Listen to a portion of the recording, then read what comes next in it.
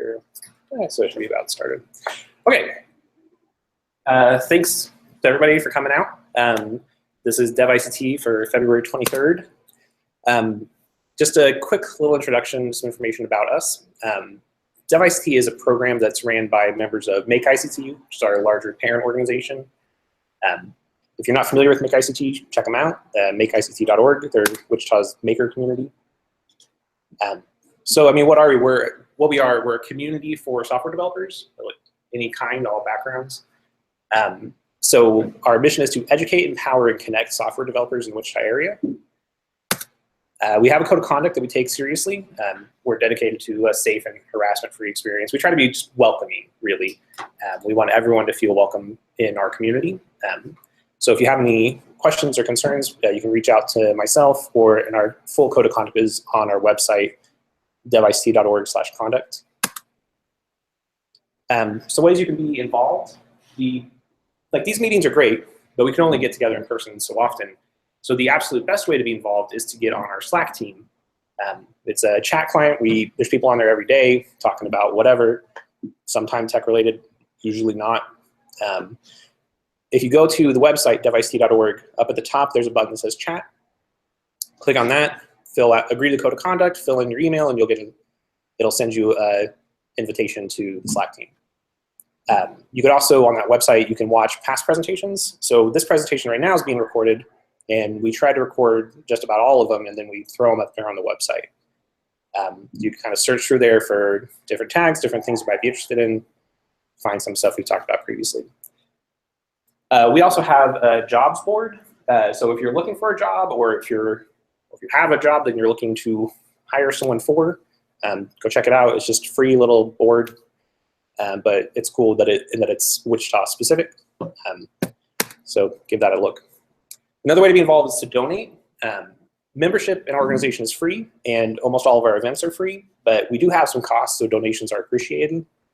We have recurring monthly costs that are about $100 a month, and then some occasional one-time costs. Right now, we have recurring donations at about $115 a month, so we're in the black right now, which is great. But more donors are always appreciated. I know one of those donors is like 25 bucks a month, so if that guy ever decides to stop donating, now we're in the red again.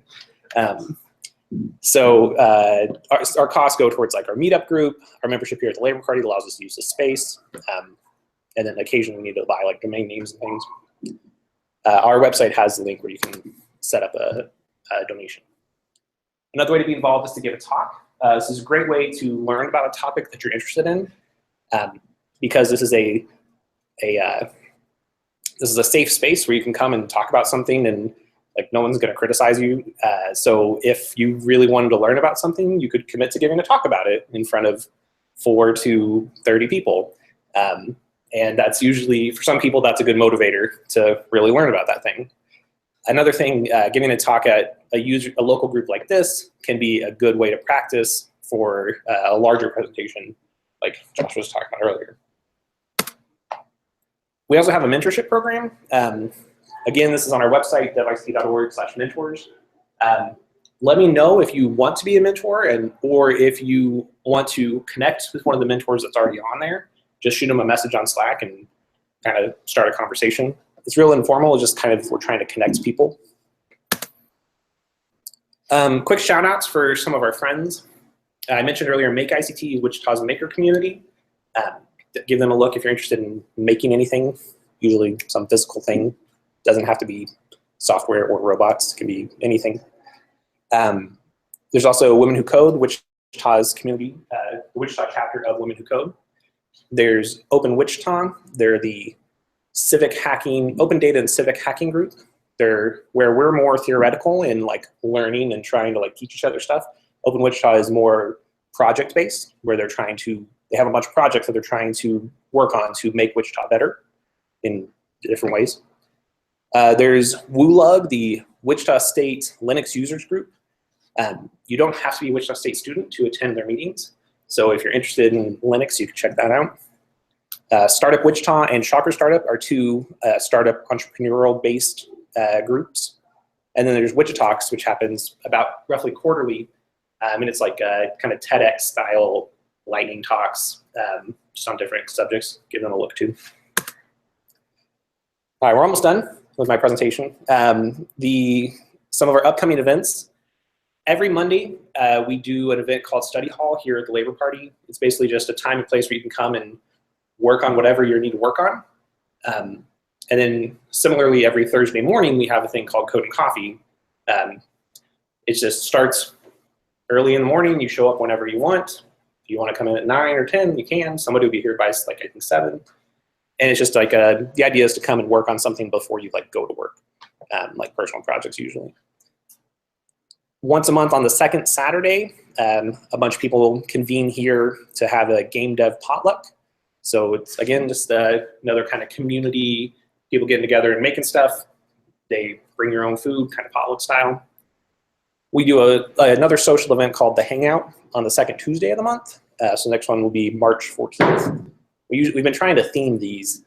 I don't know, we don't have a theme picked out for next time, but we've done like movie nights or walking around Old Town playing Pokemon Go or just stuff like that. So keep an eye out for that. Our presentation events, on the third Thursday of the month, we do a .NET night. So if you're interested in .NET, like C# or ASP.NET or Visual Basic or any of those kind of Microsoft Stack things, this group meets and like the subject varies every time. It's just something related to .NET. Similarly, there's Java Talks on the third Tuesday of the month. So both of these events just happened. So that's just anything that has to do with the Java ecosystem at large. And then there's this event, which we call DevICT Presents, which is a general purpose presentation with rotating subjects. So without any more of my long-winded announcements, let me go ahead and introduce Joshua Young and Thomas Yarnell. Okay, are going to be showing us today the Ringa JS framework that they created. Let's give them a round of applause. Thank you, guys. Thank you, Jacob, for putting this together. Really appreciate it. Always a pleasure. So some of you guys may have seen the previous talk that I did on compiler design. It's up also on my YouTube channel as well. So definitely check that out if you're interested in compilers. But today we're going to be talking about something a little less complicated, hopefully, if there's any luck. I'm going to go ahead and turn off my notifications here since I've got stuff popping up. Oh, they are off. That's weird. Well, in any case. Disturb is off. Oh, I thought this switched. Okay, good. There we go. Awesome. Excellent. Well, okay, so let's go ahead and get started here. I'm going to go ahead and get this presentation going. Awesome. So as Jacob mentioned, my name is Joshua Young, and this is Thomas Yarnall, and we work together at Young Digital doing various consulting work for different companies as subcontractors, and then also some general work ourselves. Most of our specialty has been front-end dev, although we do some back-end dev as well, some database work. And we're always open for new projects. So if you know of anybody, definitely let us know. So today we're going to be discussing Ringa. This is a framework that I started developing probably 7 years ago for Adobe Flex. And this was before kind of the whole Flash thing died. And then everybody was like, what are we going to do? We're going to switch over to JavaScript. And the tools that were available for JavaScript were not nearly as good as the stuff that was available for Flash at the time. And so since then, we've seen like a resurgence of a bunch of different things. So we're going to be basically discussing why I decided to develop Ringa with Thomas here. And then we're going to go through a basic code walkthrough of some basic examples, show you a demo, and then we can wrap up and have some questions and answers. So a little bit about both of us. I have fairly extensive GUI and MV star experience. So is everybody familiar with what the MV star concept is? Okay, a few of you are. Okay, so basically, we've got 15 plus years of front-end combined experience. I have personally worked on developing my own Windows system in DirectX way back in the day for games. Also did some Windows GUI development in Borderlands. I've done some Java Swing, Qt, Flex, bunch of different MVC frameworks across the board, up to Angular JS now, React JS now with Redux, Flux, all these. You probably heard at least some of these terms if you've done some front end work. Biggest thing was this MVC with direct dependency injection that I built for what were some government contractor related projects at an old job that I was at. And this started about 7 years ago, started developing it, and it's actually still being used across about 10 to 12 different applications and working fairly well. I keep in touch with my friends who are working in that area. So right now the JavaScript framework landscape is kind of diversified, let's just put it that way, right? Like, I mean, you get online and you start looking at different MVCs and different front-end frameworks. It's like you just get this plethora of options, and it's like, how do you choose what's going to work? For a simple project, and they always have an example of something really simple, right? You're like, oh, well, that just seems to make sense, right? But there's no, how are you supposed to know what's going to scale well, right? So when you start digging a little bit further, then you start to look at the MV star landscape. It's like, well, okay, how's my model being set up? How's my view being set up? How are they going to talk to each other? So we've got MVC, which a lot of people have basically moved away from, primarily because the controller ends up being this massive file for a lot of people that has everything in it, and everything you don't know where to put elsewhere ends up in the controller. And so this ends up becoming a problem when your program gets big. So people started developing a bunch of different options, right? We've got all these different ones, and before you know it, you're screaming no, and I don't even want to deal with this anymore. And some people actually opt to just do the whole thing from hand, it's from scratch, and just use maybe jQuery and try to throw it together, because it just becomes a mess to imagine that you're going to be tying your application to a particular framework that might be out of vogue in a little bit, right? So why Ringa? Why bother trying to start over and recreating something else? Part of the answer to this is that all of the problems that are being explored right now in the JavaScript and HTML5 community, from what I have seen, well, most of them, not all of them, there's a difference, but a lot of these same architectural problems were encountered in Adobe Flex back in the day, and I watched the community go through the same process, where it was like, oh, we're going to start creating all these extra add-ons, and all of them were slightly different, they were all competing against each other, and you couldn't figure out what to do with them. So the approach I took with Ringa back in the day, with some of the basic concepts, and now with a complete rewrite from the ground up, complete concepting of what I originally wrote, is that we can't avoid reinventing the wheel. And no matter what we do, no matter how much we want to sell whatever we write as being low complexity, we can't avoid complexity. So if we have to reinvent the wheel, let's invent a wheel that is super easy to debug and maintain. So that way, once things reach a point where they're super complex, you can at least find where stuff is. And if something blows up in the middle of an application after you hand it off to another dev and they worked on it for 6 months, you can at least kind of figure out what was going on, right? Which means you need to be slightly opinionated in the framework, but not so opinionated that nobody wants to use it. You got to hit that sweet spot right in the middle. All right, so let's start talking about how it's built. So in Ringa, I basically took the approach of thinking of everything in terms of trees. So we're all familiar with the view. Almost every front-end view has a tree in it. So your DOM, for example, has a document as a root node. And then you build up from there with divs, and it expands out. Before you know it, you got 10,000 divs on your screen. You got your control, which we're also making a tree. So rather than having that one giant controller in the base of your application and standard MVC, your controllers are going to be associated with different sections of the view.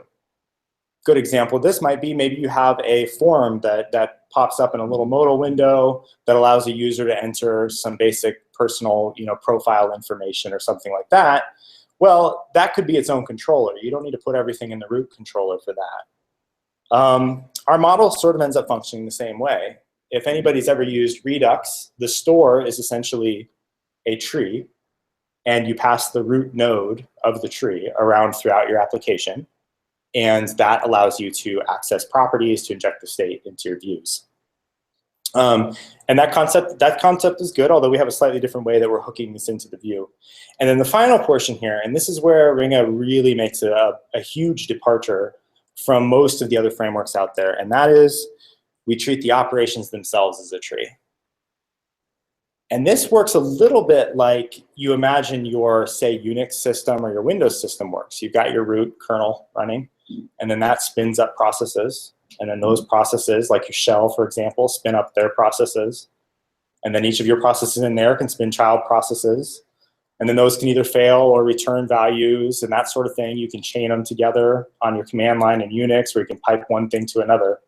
And so this is the approach that I took in developing Ringa, is that rather than having your controller have just functions that do a bunch of stuff, the building blocks of your operations are like Legos, and you can piece them together, and then debug them, as we will show in a little bit, in pretty fun ways. So the life cycle. So we got our view. Imagine we got a controller. So in this case, we'll just have one simple controller. You're just starting your application here. Your controller attaches or listens itself to a particular DOM node on the view. And are you guys familiar with bubbling events? The concept of the bubbling events? So events inside, when you click on something in your browser, it dispatches like a click event, right? So you're going to listen to onClick. That event actually propagates through every parent of the DOM node that you've clicked on. So you could add a click event, and as long as you're listening appropriately, I'm not going to get into the details of that now, you can look that up online, but you can actually grab that event anywhere along the chain all the way up to the document, and then look at the target of that event and determine where it came from and all that sort of thing, right? So in the case of what I'm showing here, you imagine an event being attached on the far upper left view node there. That could be deep inside some view, like deep inside some modal or something. And you dispatch it there. If it's bubbling, it's going to bubble all the way up, and you can catch it with your controller all the way down at the document. Once we also, yeah, well, okay, I missed a step here. But so the model would get attached to your controller. We'll get to why that's important in a bit. But then you can set up your operation tree, like we were talking about, off on the side. And then you can attach your listening of that event to the operation tree, so it runs it. And then each operation waits for the previous one. So each one is just sitting there waiting for the previous one to complete. And then every operation can update the model, and the model can then update the view. So at every step in the process here of your operations, you can make updates to the view. Good example of this might be a progress bar. Let's say you've got to make 3 calls back to back, and you want to have a progress bar, and you know there's 3 calls that need to be made, and each one depends upon something returned from the previous call. You could then update the model and just increment a number, and then the view progress bar would just update in response to that. So this isn't too life-changing here. A lot of MVC or MV star style frameworks do stuff similar to this. But the way this stuff's pieced together in Ringa is quite different. And if somebody has an idea of a framework that works similar to this, I'd love to hear about it. I haven't seen this myself anywhere, so I'd be curious if there's any suggestions from anyone on how to improve this. When you start a first application, let's say you're just the only developer on it, you got a basic operation. Simple operation, you're making a call to the server and it's returning some value. A little while later, you realize that that one operation now has to make 2 other calls, and then combine that data together and return the value to somewhere in the display. A little while later, you're talking about it, and you're like, the application's a little slow. Maybe we could make those 2 calls at the same time rather than do them back to back. So you run them in parallel, right? You're like, okay, I'll just kick off both calls, and then I'll just, regardless of which one returns first, I'll go ahead and do them at the same time so I'm not wasting my user's time. Then you hand your code off to someone else. And they start going crazy, and they start creating their own operations where they're depending on stuff. And before you know it, somebody's decided they're also going to run some stuff in parallel off on the side. And if you've ever worked with JavaScript promises or something like that, you'll end up with people adding then to promises deep in an application and running some code that blows up, and you have no idea what triggered the whole thing in the first place. Because it's like, okay, I know I hit this point, and I'm listening here, and then you got to backtrack through all of your code to figure out where this was kicked off. So we've designed a syntax that essentially allows you to create this in a really elegant form in a single file, so you can actually watch all of your see all your asynchronous operations in standard JavaScript. Unbeknownst to me, I basically reinvented something that a fairly well-known software engineer in California proposed back in 2012. Conrad Irwin has read several startups, sold a couple of them for a couple $100 million. He's sold one to LinkedIn, other things. And his suggestion back in 2012, this would have been around the time that I originally created this for Flex, was something called Move. So he didn't like MVC, and he called it Move. And the idea here was that you had your model graph, which could trigger updates to your view. Then your view could obviously trigger operations in your operation tree, and that was his big contribution there, which then makes updates to your model. Your model then notifies the view, and you get this cycle back and forth. So I want to give a big shout out to him because this is not 100% new. But I think for JavaScript anyway, I haven't seen a framework like this actually take off yet. So sadly, once again, we reinvented a wheel, but hopefully it's still useful. So basic components. This is basically it. So you've got your event, which works a lot like a normal click event or something like that. You can dispatch it on the view, similar to a click, mouse move, touchdown, that sort of thing. And then your controllers catch the event, and they trigger a thread. This is not to be confused with a thread that actually runs in the operating system. I'm just calling it this because it's probably closer to what's considered a green thread, but I won't get into the distinction of that right now. Threads, process executors, and then if you want to, you can optionally use the model and model watcher observer pattern stuff that's provided by Ringa. All right, let's get into some code. Really simple. How would you get started? So right here we have a basic controller. You can import the controller from Ringa. This is all ES6 here, by the way. So this uses the class syntax, which is actually missing here. I should say class dance controller. But, in the constructor, you can pass in a name and a bus. So every single controller gets a special name, and this allows you to make a distinction between them in your app so not everything ends up in one giant controller. And your bus, if you want to run Ringa on the back end, can actually be a Ringa bus that we created that is not attached to a DOM node. So Ringa doesn't have to run in your browser. So if you want to use Ringa on the front end and in your back end to make your calls, you can. We can add a listener to our controller, which basically proxies the listener through to the bus, to your DOM node. So when you call add listener here, it's actually going to add the listener to the DOM node itself. And then we can run a series of executors here. And these are basically, well, we'll get to all the different types here, but one of the examples would be just a function, right? Because when you add event listener, simplest case scenario, you just want to run a single function.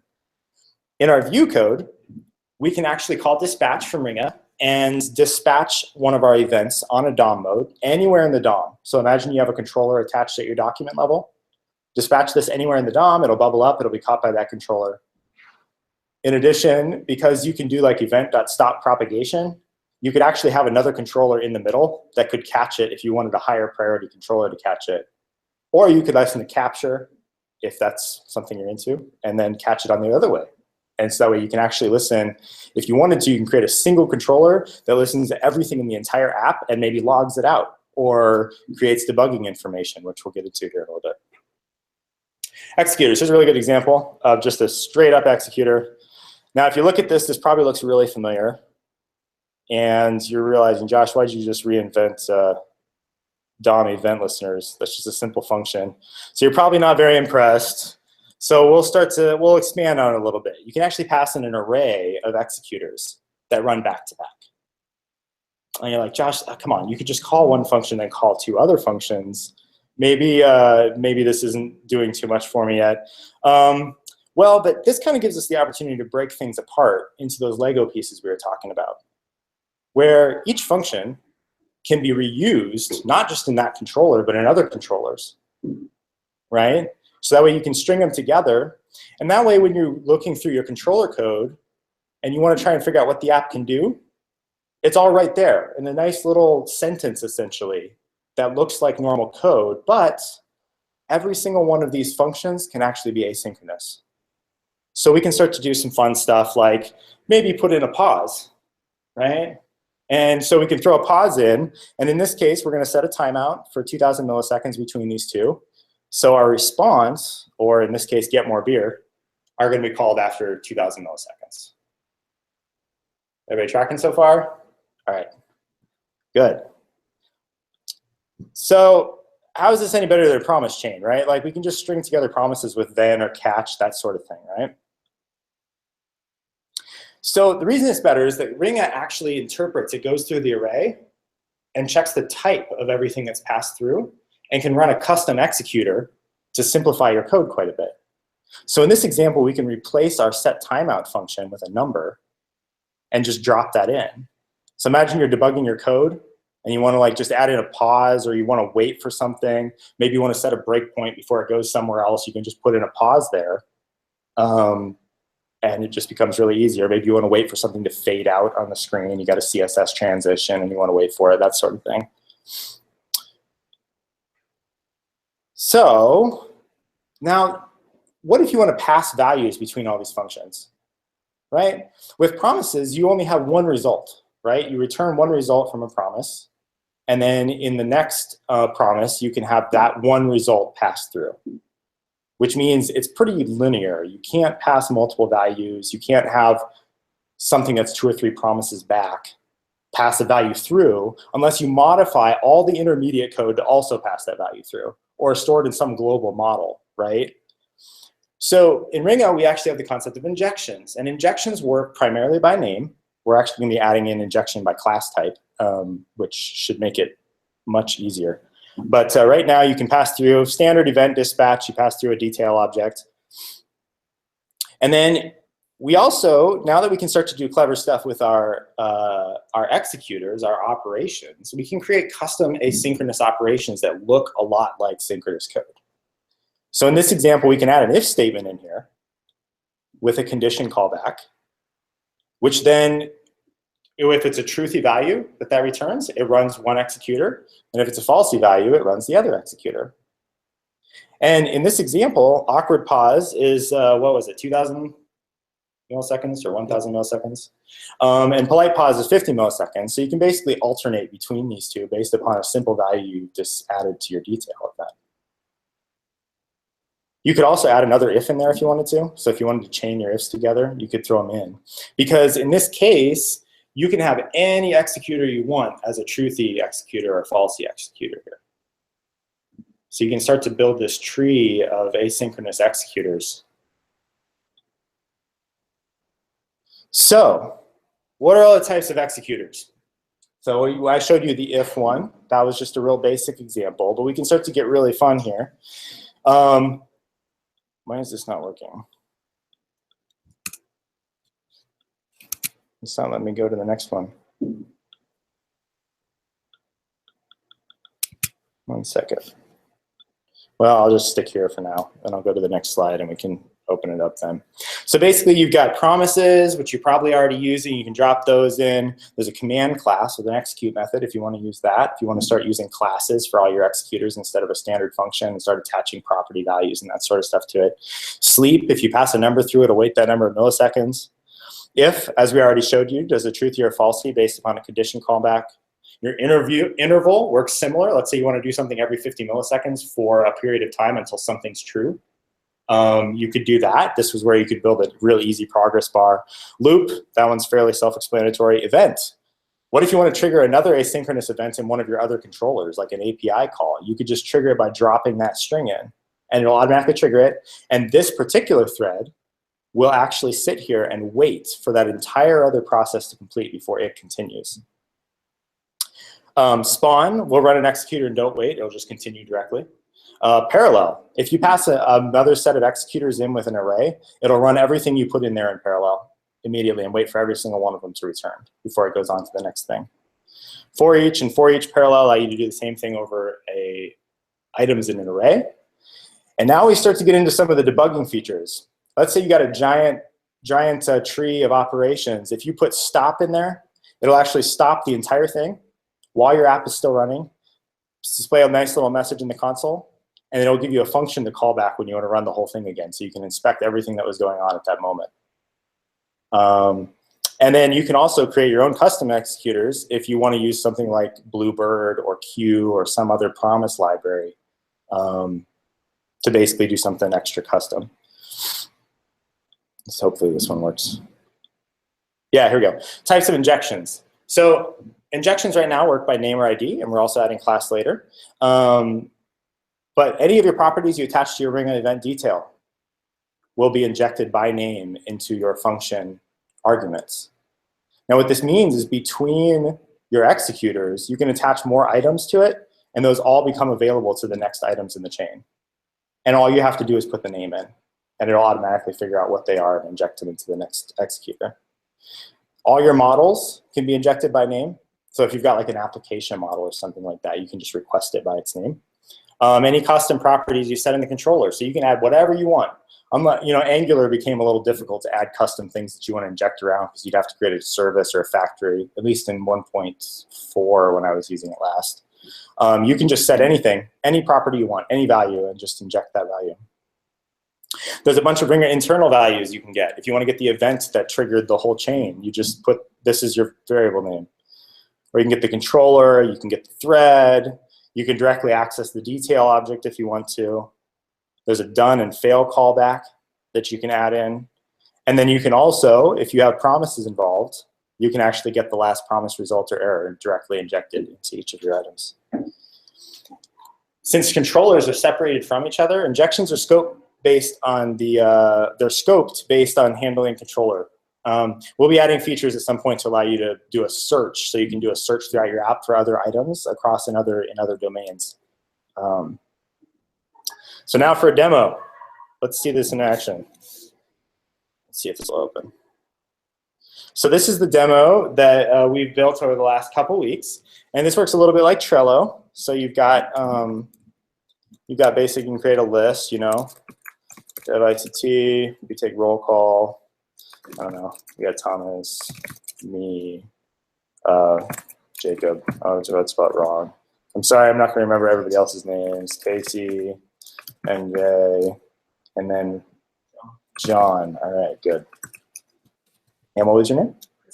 Krista. C-R-I-S-T. Awesome. Okay. So we can do this. We can add some new lists in. Pretty straightforward. And in this case, this is all actually being saved to the database. So if I refresh this, it'll load it back in for me. This is all built using Ringa and React right now. Those are the only two dependencies here. There's a special feature we've added which will become available to any app built with this, and that's the Alt-Shift feature. So imagine that you're opening up this app for the first time, and you don't have to dig through the code to figure out what the most important thing is, because nobody wants to have to dig through a whole app to figure out where the starting point is, right? So you can actually pull down Alt and Shift and move your mouse around, and it'll select items, and then it'll tell you down there, that's probably too small. Well, hold on. Can I zoom in and not have this blow up? Yeah, so Ringa Inspect down there will actually show all of the React components in the order they're in display on the screen. So I'm hovering over a list right now. Underneath the list is my workspace. Underneath that is my app. And then it shows you all the attached controllers by their class name, so you can quickly look for them. It lets you know every single injection that's available for all of those controllers. And then it also tells you all the models that are available too.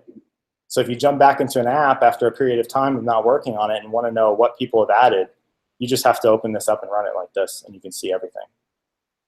On top of that, since we're actually monitoring all of the asynchronous operations, we can actually start to do some really clever stuff. So you can actually come in here and imagine you want to test to see what your app looks like running on a slow device, right? We're not just talking API calls here.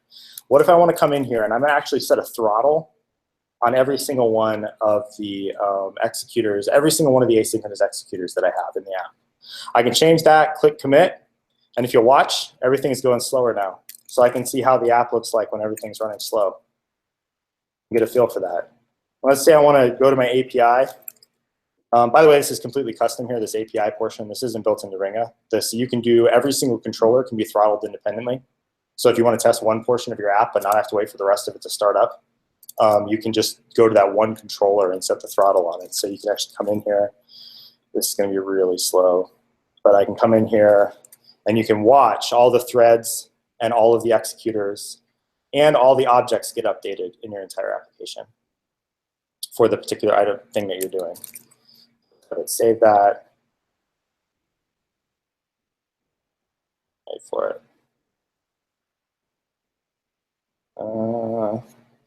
If I put that old stuff, we'll reset it.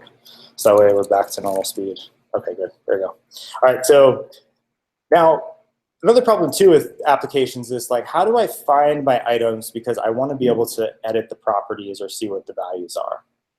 Well, Ringa actually keeps a count on every single object in the entire framework and then manages them all and has a destroy function so that way you can actually basically monitor everything that's going on in your entire app, all the counts and everything to see if you have any memory leaks.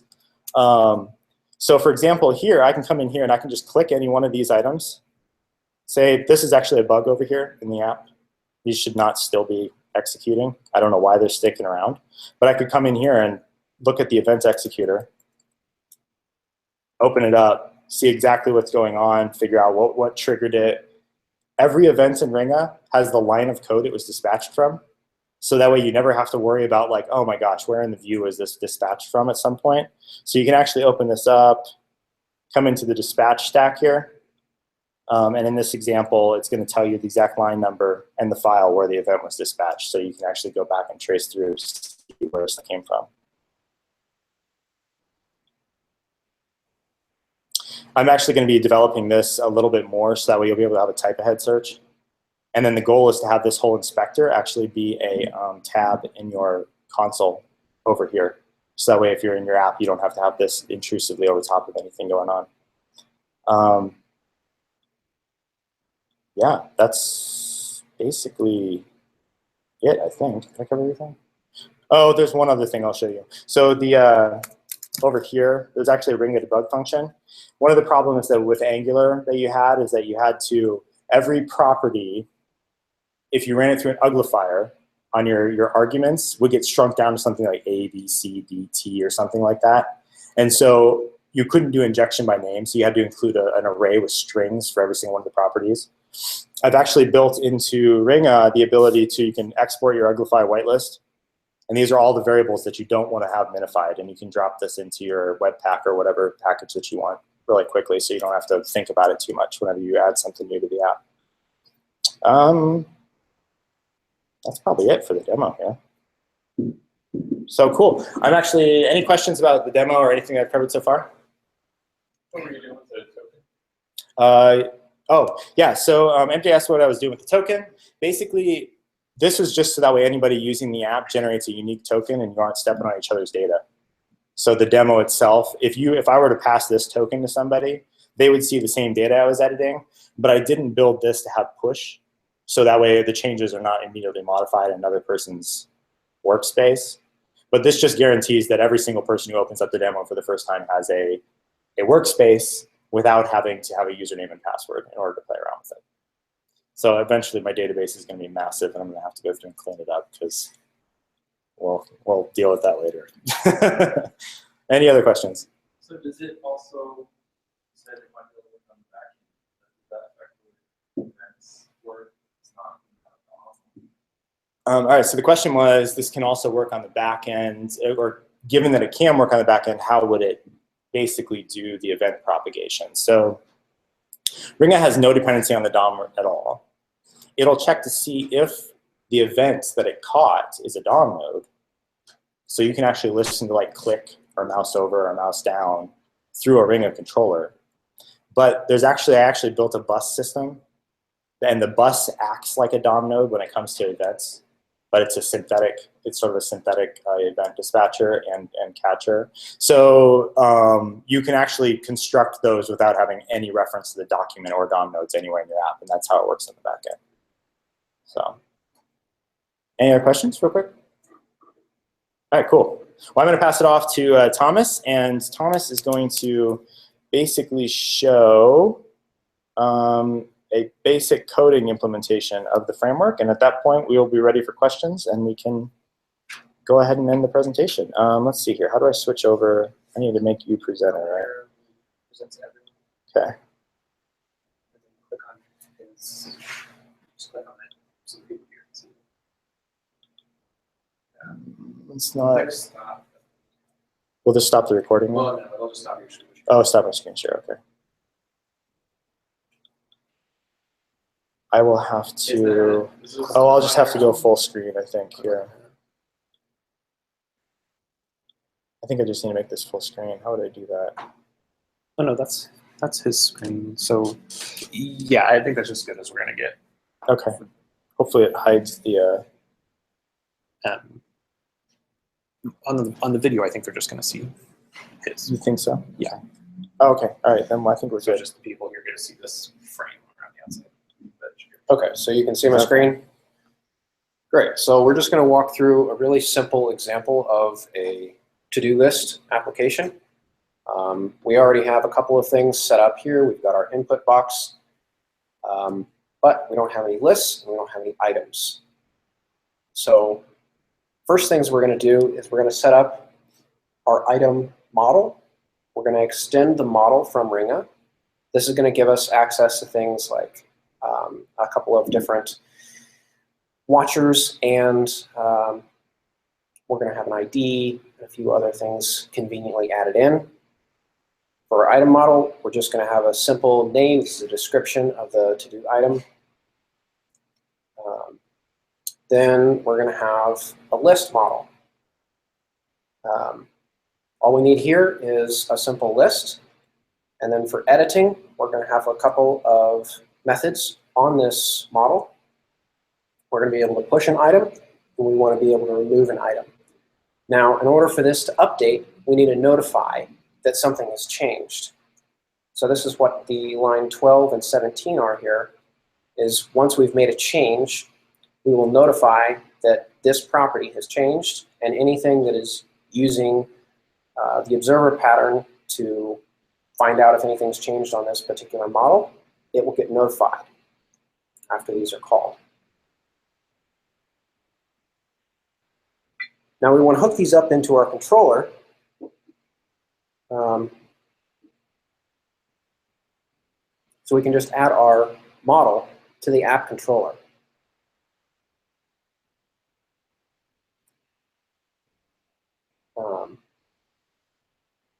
These are the events. You can see here that the name that we're giving these is in a different case than is used in the rest of the app. By default, everything is converted to uppercase snake case. This is just for the class reference. So you could still dispatch the string, but that's your constant that you can use throughout your app if you don't want to reference the string itself. Okay, so this is a pretty simple controller. There's not a whole lot going on here, except we've got a model that we've added. We're going to be looking at that, and then we have a simple add item and remove item here. This is the scaffold that we've already set up for our app. We've got a couple of things that we're bringing in from Ringa and React Ringa for attaching dependencies and dispatching events.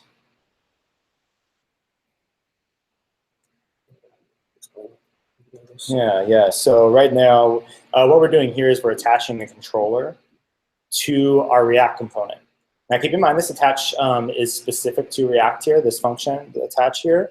But if you wanted to, you could attach your controller to any DOM node, right? So if you're using Angular or something like that, this would still work, although I don't know how well the controllers are going to play with the Angular controllers at this point. So, but in any case, we're attaching to this, which is our React component. And what it does is it actually looks for a ref by default, a React ref called Ringa component. We're actually going to be changing the name of that to Ringa root because it's not actually a Ringa component, but that's to come. So it attaches to Ringa component, and that is our root DOM node for this particular React component.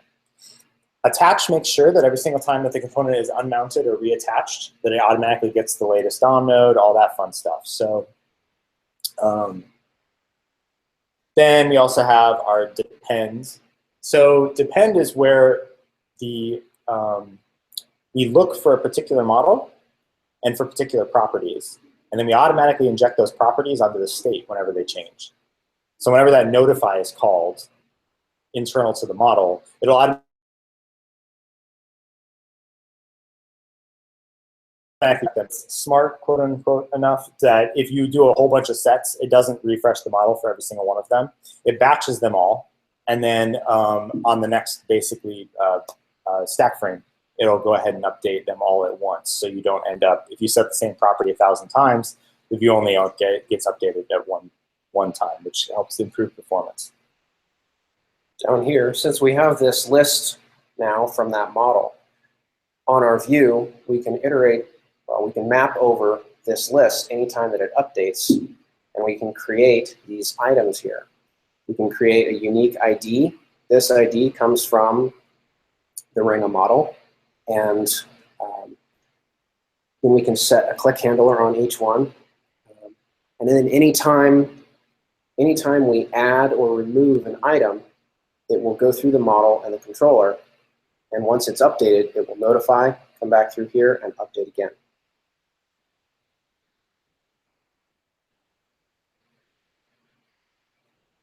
These two methods we'll use.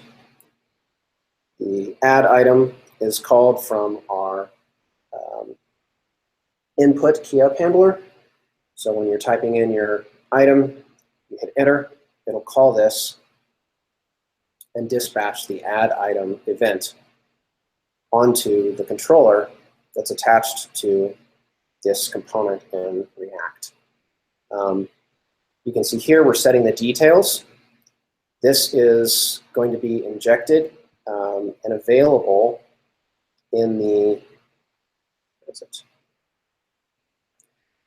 In our executor here, we're asking for the list model and name, and these are accessed by dependency injection. So this name here is going to refer to this value that we just passed in when we dispatch this event.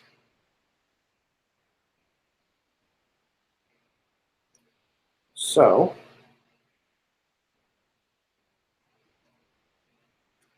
this should work.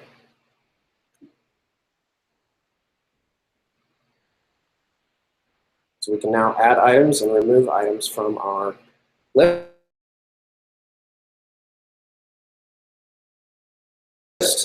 Simple working example of the controller and models in Ringa. Sweet.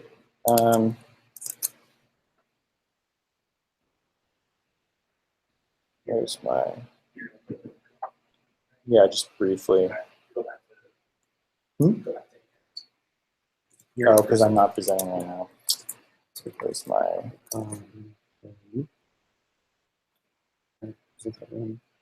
click on screen share. Awesome. Yeah, there you go. Yeah, that's it. Yeah. Hopefully that doesn't happen when you run Ringa. Let's see here. Where's my? Let's go back to the slides here. Okay, they were full screen. That's why. Okay, so we've already gone through the coding example. Now, any other questions that anybody has at this point? No? All right, sweet. So we're going to make these slides available. Got some links in here to the various items related to this. I've actually started a Slack channel if anybody has any questions or whatever. And we're actually going to be dog fooding this entire framework at the for the whole front end for the startup that I'm involved with in Sweden called iControl. And we're going to be rebuilding our entire front end from the ground up using this. So you can be assured more effort is going to be put into this, and you're not going to be lost in this framework that I'm going to leave behind tomorrow. So we really believe in this. It's a ton of fun to play with. I've also got a bunch of our goals kind of written out for all the different things that we were hoping to accomplish when we wrote this to avoid a lot of the other pitfalls that I thought were sort of occurring down the line with a lot of the other frameworks that have been developed over the last 10 years. So awesome.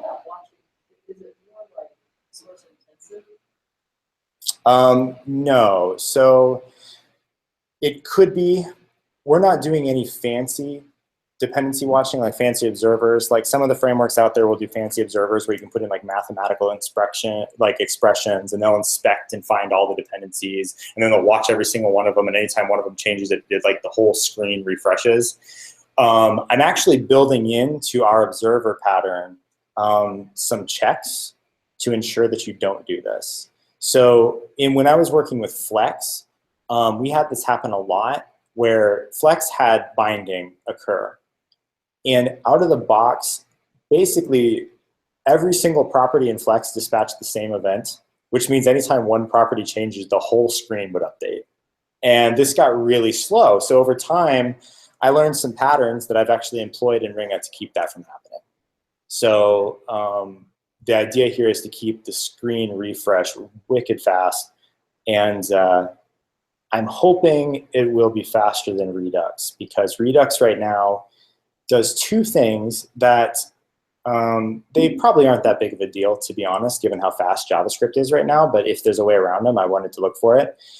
Every time you call connect in Redux, it actually wraps your component in another component that proxies everything. So you actually, if you got 200 components on the screen, you've actually got 400 if each one of them connects to store. It actually goes through every single one of those components. If my understanding is correct, I could be wrong here, but it goes to every single one of those components and calls your map state to props, and then updates all the properties on every single one of them. And then just leaves it up to React to determine which component, which DOM nodes actually need to be updated. The reality is this is actually pretty quick. JavaScript is so fast now that a lot of this can be done. This is just a slightly different way of doing things, so I'm not saying it's better or worse right now, but the goal will be to do some performance benchmarks. But so far, from what I've seen with this app and some of the other stuff we're playing around with, it's actually pretty fast. So, yeah. Any other questions? Sweet. Awesome. Well, thank you for letting us come out. Super excited about this. I hope some of you are able to actually use this at some point, and definitely give feedback if there's anything you want to have addressed. Thank you.